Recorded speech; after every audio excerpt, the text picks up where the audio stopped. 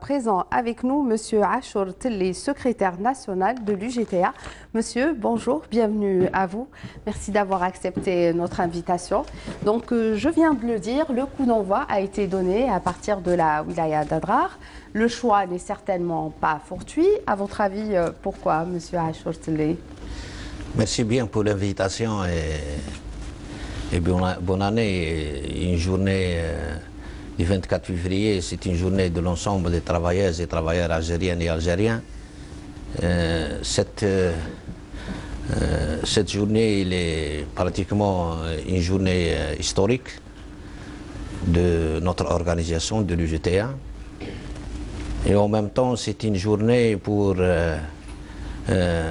engager des programmes et confirmer des programmes annuellement. L'UGTA, il programme chaque année cette festivité au niveau d'une wilaya. Cette année c'est la wilaya d'Adrar, c'est la wilaya du Sud. En même temps, c'est un signal pour les travailleuses et travailleurs du Sud, en même temps pour connaître la situation, pour être proche des travailleuses et travailleurs, pour donner aussi l'ensemble des informations pour l'ensemble des travailleurs du Sud.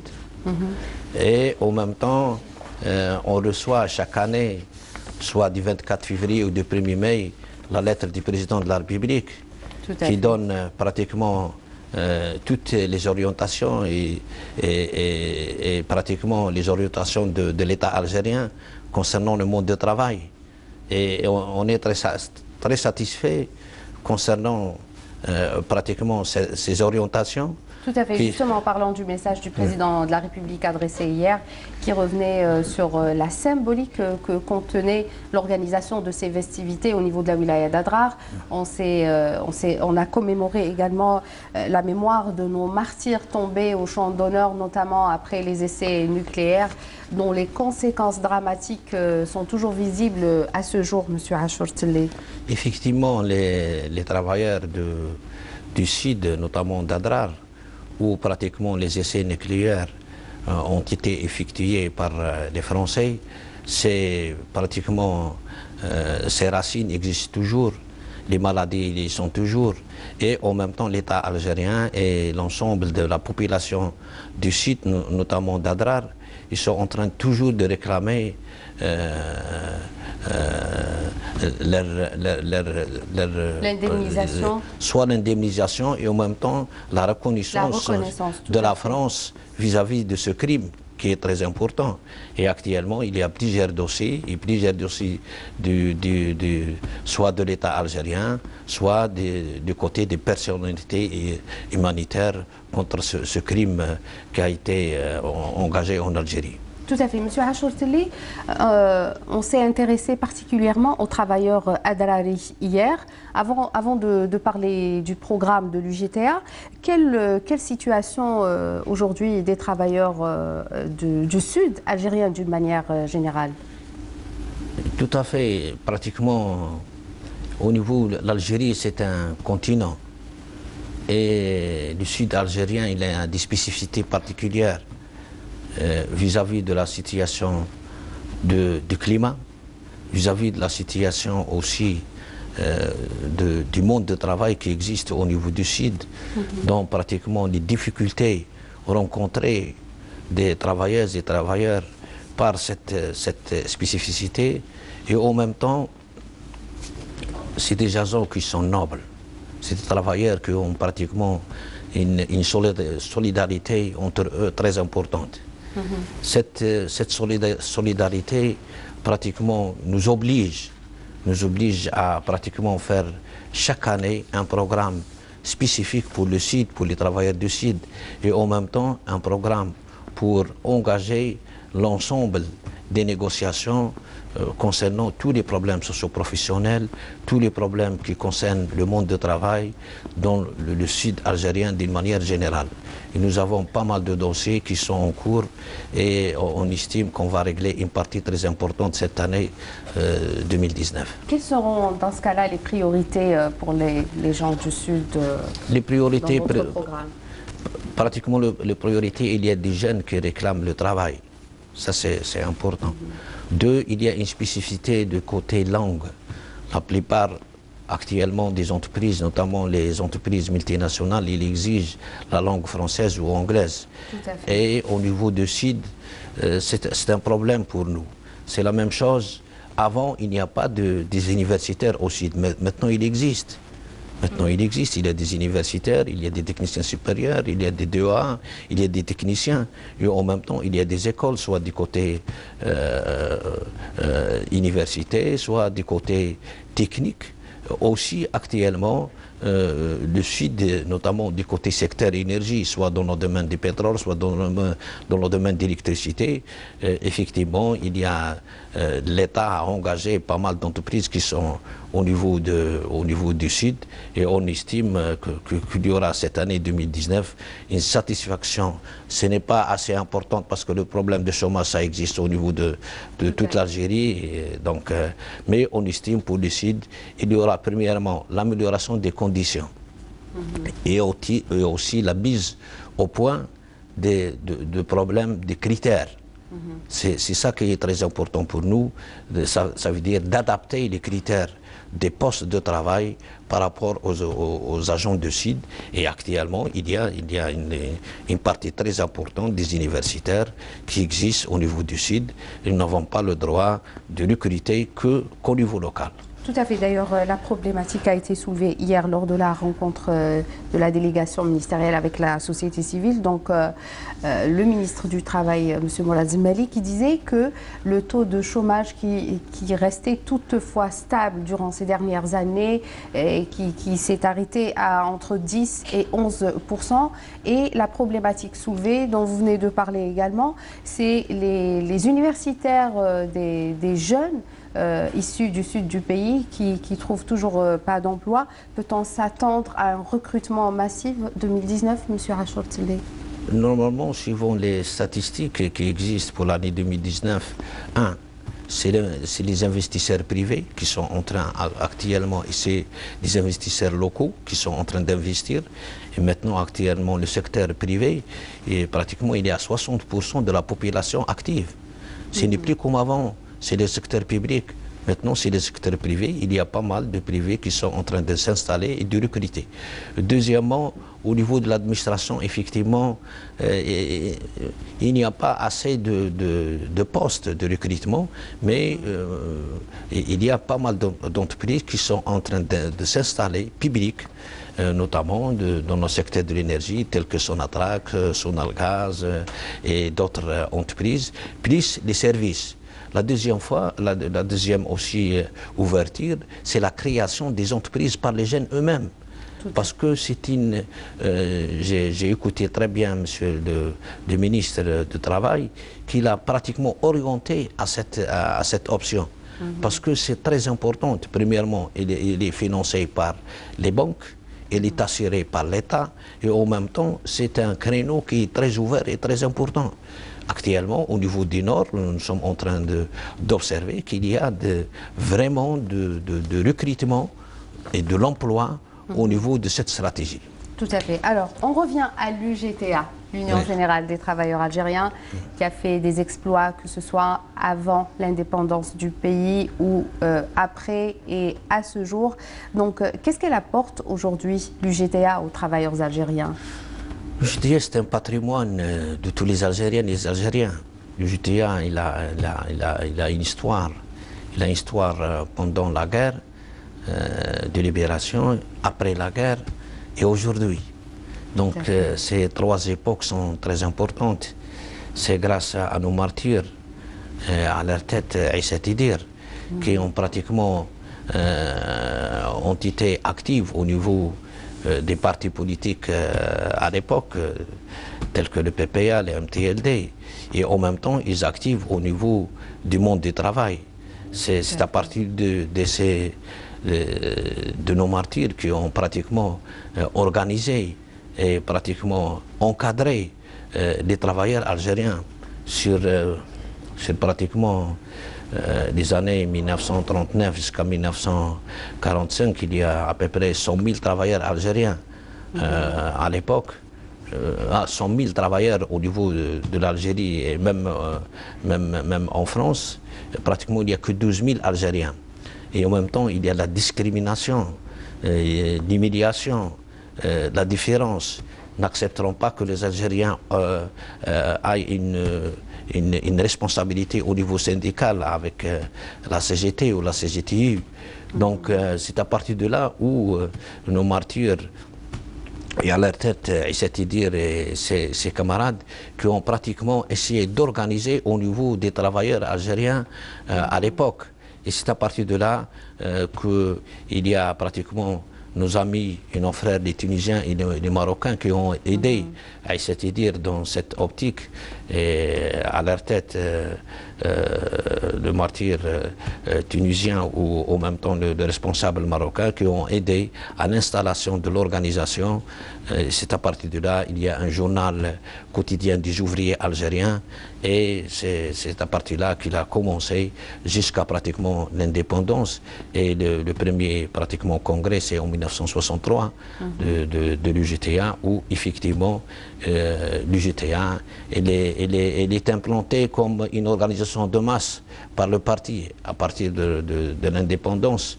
Mais quand même les syndicalistes à l'époque, ils ont essayé d'être souverains, d'être indépendants. Et c'est à partir des années 90 où effectivement l'UGTA il était indépendante comme organisation des travailleurs, autonome, avec une politique, avec une stratégie. Et c'est à partir de là où il y a le feu Ben Hamouda qui a annoncé cette indépendance et cette liberté. Et c'est à partir de là que cette époque où il y a beaucoup de choses, malheureusement, les années 90, c'est des années critiques pour l'Algérie, où pratiquement le feu Ben Hamouda il a été assassiné, et puis c'est la continuation par le frère Sidi Saïd, c'est le rassembleur actuellement. Et bon, c'est des gens qui aiment le travailleur, qui aiment le monde du travail. C'est à partir de là que Ben Hamouda il a pratiquement instauré l'indépendance de l'UGTA, de tout parti, et en même temps l'autonomie de l'UGTA, et puis en même temps il s'inspirait pratiquement de l'organisation depuis 1945, dont pratiquement l'UGTA, après la création pendant la guerre, il a été pratiquement affilié au FSM, l'international, et puis à la CICL, et cette continuation, et puis en même temps l'organisation de l'UGTA, elle est aujourd'hui existe au niveau de l'ensemble des organisations internationales.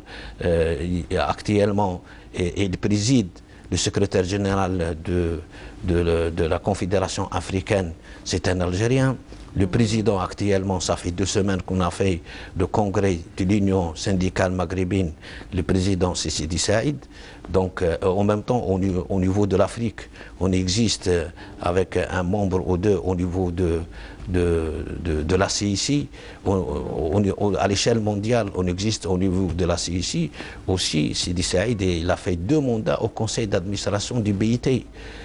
Donc il y a une vision très très importante, soit pour l'économie, soit pour le monde du travail. Et actuellement, il y a un changement radical, ce n'est plus comme avant. Il y a des réformes qui sont engagées. Effectivement, il y a des réformes, premièrement. Deuxièmement, nous, avant, on ne sait pas faire avec les privés. On ne sait pas faire, on était en face des entreprises publiques. D'où les critiques justement à l'Union générale des travailleurs.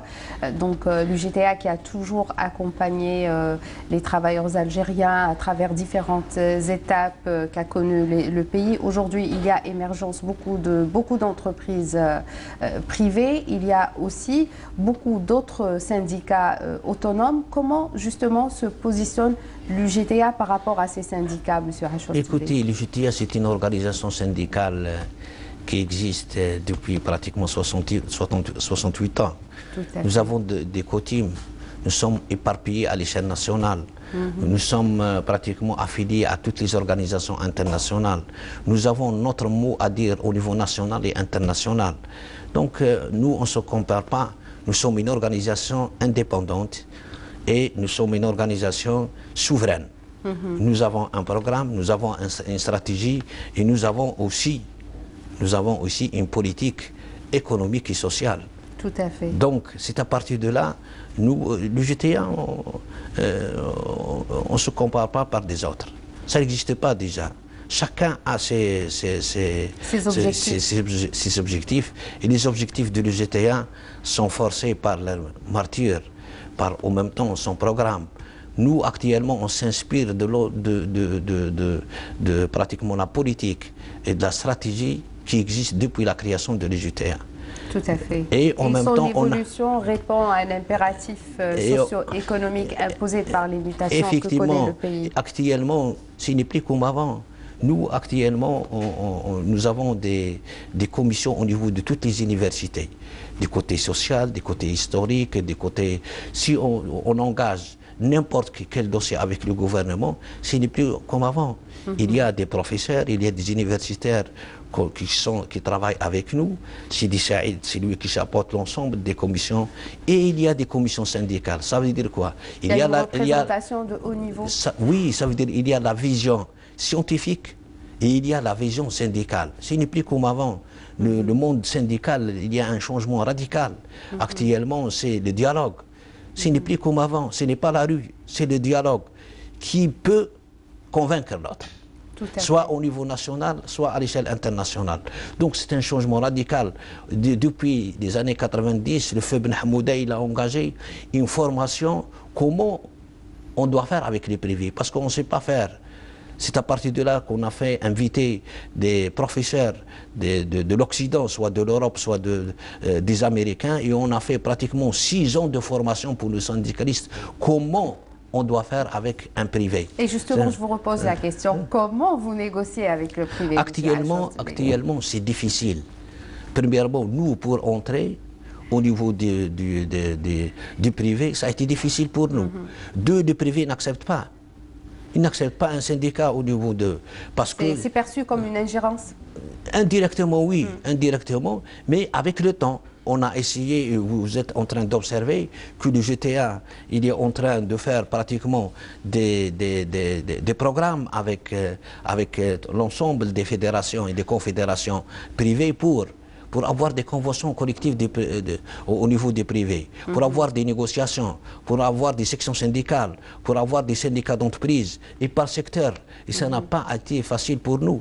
Actuellement, le privé, il a 60% des travailleurs au niveau du monde de travail en Algérie. Nous sommes dans l'obligation d'avoir des syndiqués, nous sommes obligés d'avoir des adhérents. Et actuellement, le GTA, il a 2 800 et quelques, 67 000 pratiquement adhérents. Et on tape pour l'année 2019 d'aller vers 3 millions.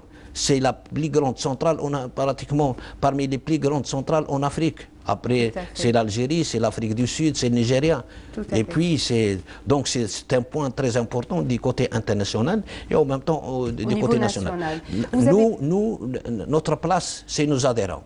Tout à fait. Ce n'est pas autre. Oui, vous venez de parler, M. Acholteli, des programmes et de la stratégie de l'UGTA. Est-ce qu'on peut en savoir encore plus? Bon, il y a premièrement un programme organique. Nous sommes dans l'obligation de mettre à jour et de renouveler l'ensemble de nos organes. Nous avons 30 fédérations, 30 secteurs. Donc nous sommes en train de renouveler et on estime le premier semestre, on va pratiquement assainir et confirmer notre programme. Nous avons 48 wilayas aussi. Avant de célébrer le 24 février à Adrar, on a fait 3 wilayas. Naama, Al-Bayad et Adrar en même temps. On a fait le 23 le congrès de l'Union du Wilayat de Adrar.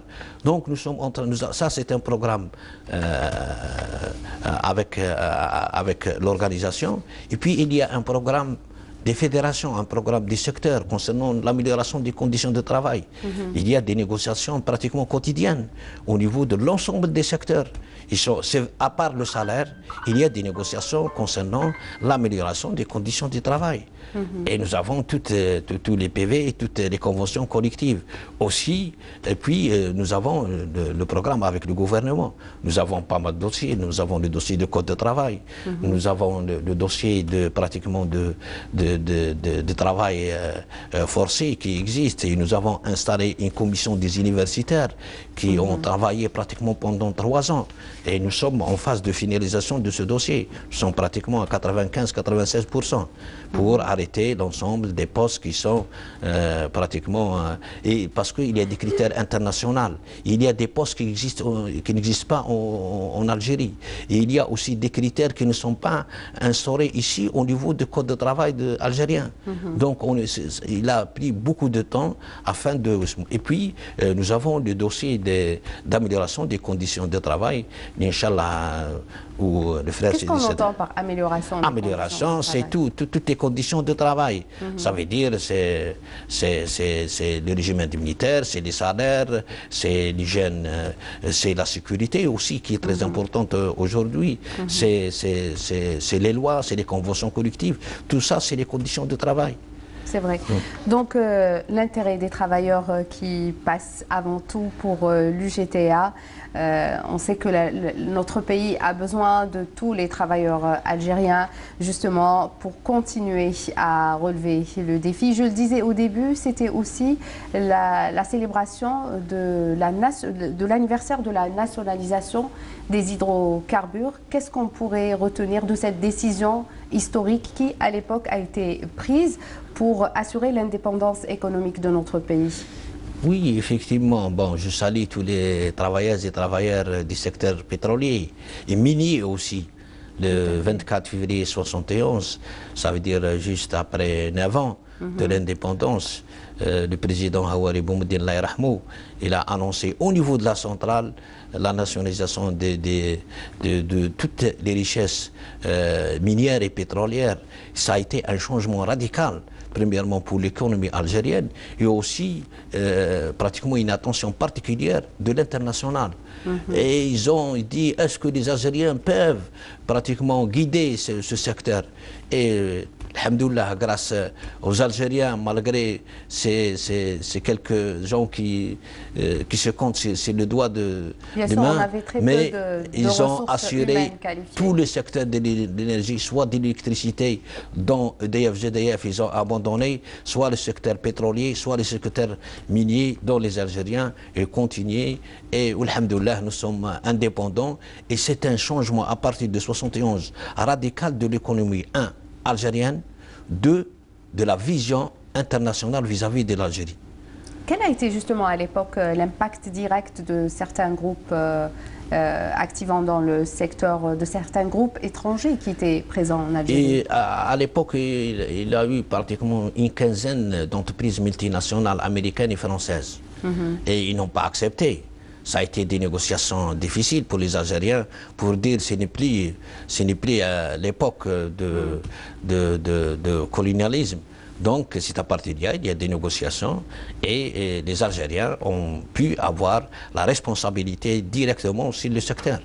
Tout à fait. De toute façon, le peuple algérien a toujours relevé les défis, a toujours réalisé des exploits. Et honneur aujourd'hui à tous les travailleurs algériens. Peut-être un dernier mot, Monsieur Achour? Bon, j'estime que cette année 2019, premièrement, aura la stabilité et la paix pour les Algériennes et les Algériens. Le président de la République, il a pratiquement forcé cette stabilité et on estime qu'il va continuer. On estime que la démocratie va continuer, c'est grâce à la paix et à la stabilité. Tout à fait. Donc, nous sommes en train d'observer ces changements en Algérie. C'est le fruit pratiquement de la politique du président de la République depuis 1999 à ce jour. Hein. Sinon, nous ne sommes pas là. Les années 90, on a souffert. On ne peut pas se déplacer, même pas à 50 mètres. On ne peut pas sortir dans la nuit. À partir de 14 heures, personne ne sort.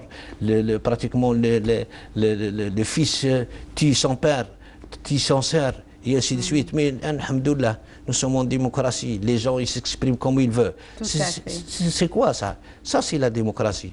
Ça, c'est les fruits de la démocratie. On estime plus, et on estime, nous sommes en train d'observer que l'Algérie, dans la décennie prochaine, sera effectivement un pilier de l'Afrique et un pilier aussi avec quelques pays occidentaux. Merci beaucoup, Monsieur Achour Tli, d'avoir accepté notre invitation et répondre à nos questions. Continuons de relever tous les défis. Merci. Voilà. Merci pour vous. Radia, c'est à vous.